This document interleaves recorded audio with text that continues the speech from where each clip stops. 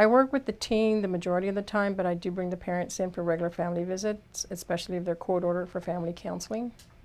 Then it's important for me to bring the child in or with the parent for counseling sessions. The biggest issues that they have are communication, not coming home at night, not doing chores, not following instructions, or they're having problems at school. Grades are falling. Basically they're just not doing what they're supposed to be doing. They're staying out all night. The biggest thing that the teens come in with is they're not crazy. I don't need counseling. Okay, I'm not the problem. You know, my parent's the problem. Or my mother doesn't understand me, or my dad doesn't understand me, you know. A lot of times it takes a while to get to that point, but once we actually can get them into counseling and talk about what some of the issues are, then some of those things will start to come up. But initially getting there, I don't understand why I have to be here. I'm not the crazy one. You know, I'm not crazy. You know, people are going to think I'm psycho. It's kind of a 50-50 thing. Probably maybe about 5% of the parents that I have actually come in and say, I don't want any part of this. I have probably a higher percentage of parents who initially come in and say, I don't understand why he's here or she's here.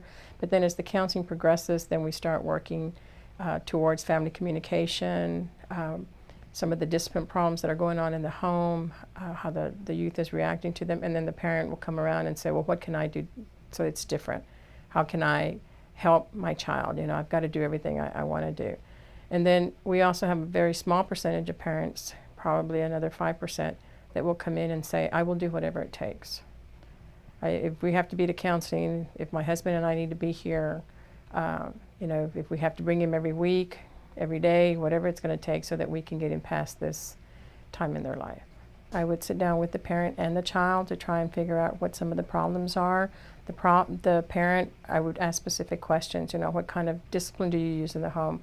What are some of the issues that are going on? You know, is it just communication, or is he staying out all night?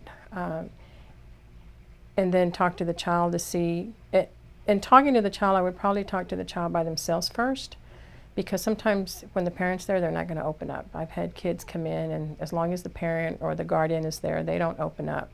I have had a small percentage of kids come in and say, can I talk to you by myself?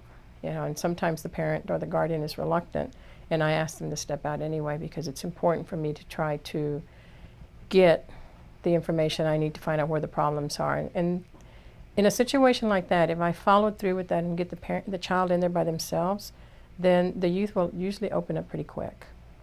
And they will say, you know, this is the problem. Every time I try to talk to them, they yell at me all the time, or I'm always being grounded. You know, when I try to ask for something, the answer is always no, so why am I going to ask anymore? And so it comes down to teaching them negotiating and communicating skills and compromises. And sometimes the parents have to learn those skills too. It's not just the teen.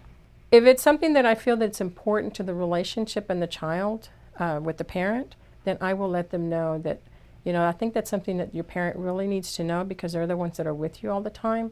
And so we really need to get to a point where you're going to be, you know, comfortable sharing that with them. And we'll talk about that. And then what we'll do is we'll set up a time when I'm sitting here with you and you can tell them with me in the room. That way you won't feel, you know, that you can't tell them. This way, if I'm in the room, it's a safe place for you to do it, you know, because I will protect you. I will make sure that your parent doesn't start yelling at you, or, you know, in some cases I've had kids say, well, you know, my mother will slap me. It's like, no, it won't happen in here, but I think it's important that she knows that this is going on with you. It's a family process. It's not just about fixing the teen. It's about fixing the family breakdown somewhere.